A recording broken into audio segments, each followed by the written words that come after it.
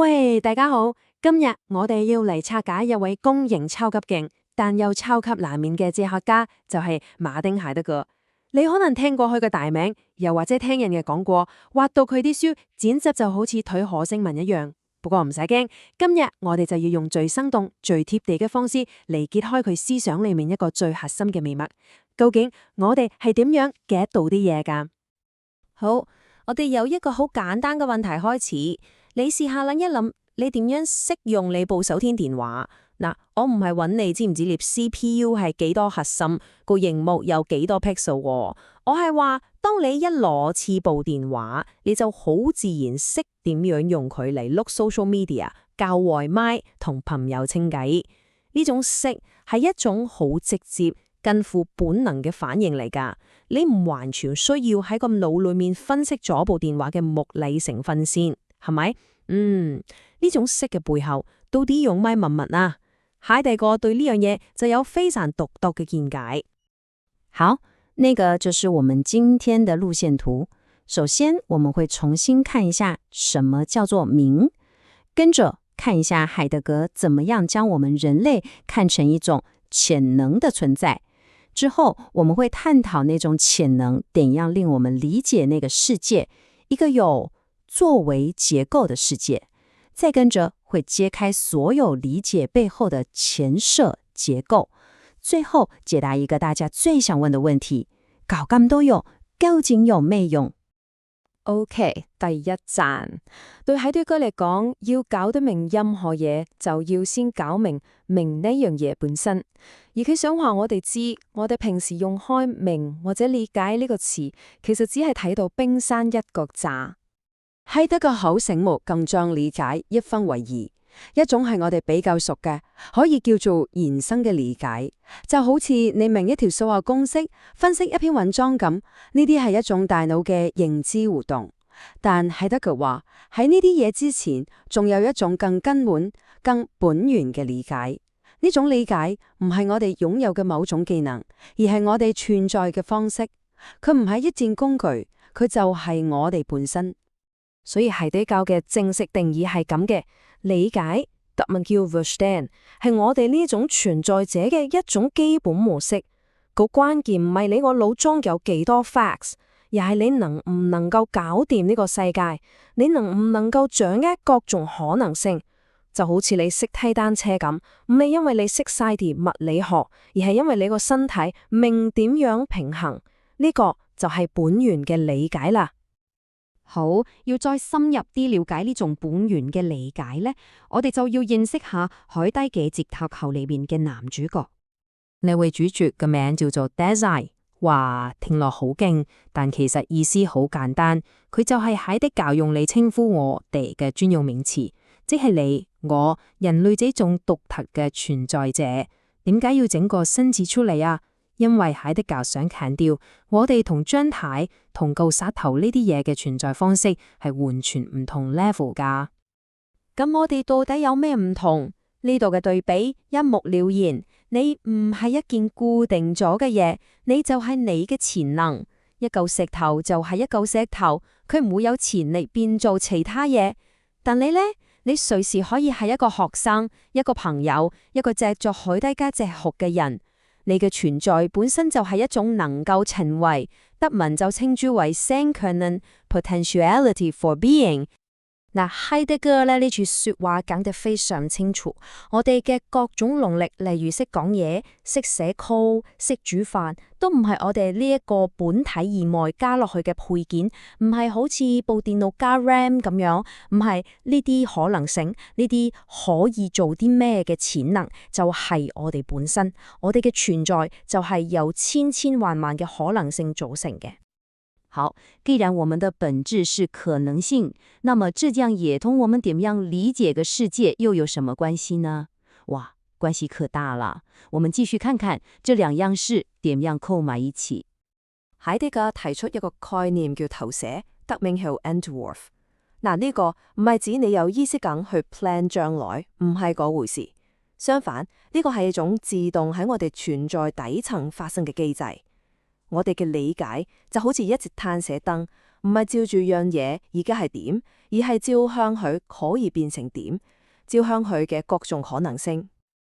我哋翻返去一開始手機嘅例子，當你見到一部手機，你嘅本源理解其實唔係見到一頭金屬加玻璃嘅混合物，唔係，你見到嘅係一個充滿可能性嘅結合體。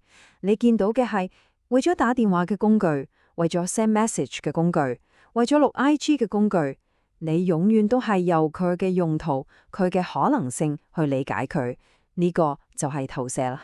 咁呢種透過投射嚟掌握可能性嘅理解，又係點樣變得更清晰、更明確嘅呢？海德格認為係透過一個叫做詮釋嘅過程嚟完成嘅。其實所謂詮釋，就係將我哋本身已經識嘅嘢講出嚟、做出嚟。佢嘅核心機構就係呢個作為機構，英文係 structure。我哋永遠都係將一樣嘢理解作為另一樣嘢，呢個作為就係詮釋嘅精髓。呢度係海德嘅自己舉嘅例子，我哋冇會見到一堆木同釘，我哋會直接睇到佢作為一張台。我哋會冇見到磚頭同樹泥，我哋會睇到佢作為一座橋。呢種作為嘅眼光係我哋無時無刻都用緊㗎。我哋睇啲再貼地啲嘅例子，你見到一張膠卡，你會即刻理解佢作為一張八達通，用嚟搭地鐵。你見到一個碗同嘅麵餅，你會理解佢作為一個可以醫竇嘅避免。你見到嘅唔係一部機器，而係作為夏天救星嘅冷氣機。呢個作為嘅結構就係我哋理解世界嘅基本語法。喂，睇到呢度，你可能會諗，我哋點解做到呢種作為詮釋㗎？點解我見到張卡會諗起八達通，而唔係諗起書籤？海德格話，因為任何詮釋都係建立喺一個我哋平時冇留意到嘅隱性結構上邊。呢個就係理解嘅前設結構 （core structure），佢有3部分嘅。第一，你一定要預先擁有一個背景，例如你知道香港有地鐵系統。第二，你一定要預先見到一個切入點，例如你正準備出門口搭車。第三，你一定要預先掌握一啲概念，例如俾錢、交通工具等等。我哋永遠冇可能喺一張白紙上面去理解，我哋永遠都係帶住呢啲前設結構。好，我知道未，大家諗緊咩？呢度聽落係咪超式漢話論證？要詮釋呢樣嘢，你就要先對佢有啲理解，但要理解，你又要先詮釋佢，咁你即係鬼打牆。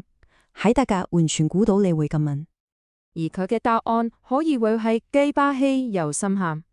佢話我哋知呢個循環根本唔係邏輯上嘅謬誤，佢就係我哋人類理解嘅根本條件。你冇可能跳到出去，所以關鍵唔係要逃避呢個循環，而係要清楚地意識到自己嘅前設結構係咩，然後用最貼近件事本身嘅方式，堂堂正正咁控入呢個循環裏面。講咗咁多打散、投射、前設結構，你可能要覺得天啊，點解要將一件我哋一啲都做咁嘅簡單事改到咁鬼複雜？唔好急。最後呢一部分我哋就嚟揭曉呢一切嘅最終目的。好，呢張 slide 係今日嘅關鍵，海德格要做最後一個重要嘅區分。左邊係我哋喺實際生活喺喐手做嘢嘅陣嘅理解，佢俾咗個好可惜嘅名字為循有論循式學嘅作為。簡單講就係用緊個陣嘅理解。例如一個師傅攞起個錘就話：哇！呢個錘太重啦！呢句說話充滿咗情境同目的。右邊就係我哋抽離出嚟，好似科學家咁去描述事實，佢稱之為邏輯判定嘅作為，即係客觀事實嘅描述。例如呢個錘係一個重5幾次嘅能嘅物體。所以長個分析最關鍵的洞見來了。海德格認為傳統哲學同科學最看重的右邊某種客觀冷冰冰的事實陳述，其實是由左邊某種充滿熱情同實踐、充滿意義的本源理解裡面扁平化抽離了之後才出現的刺激產物。我们平時同世界打交道的方式，某種實踐中的名，在哲學上遠遠比客觀的科學描述更加根本、更加源頭。所以我哋翻去最初嘅問題，當你攞起部電話即刻識用嘅時候，當你見到張八達通就知道要領去嘟嘅時候，呢一切真係只係一種大腦嘅認知活動呢？定係好似海德格所記述嘅，你其實喺嗰一瞬間觸碰同實驗咗你自己最深層、最根本嘅存在結構？呢個問題就留翻俾你哋慢慢諗啦。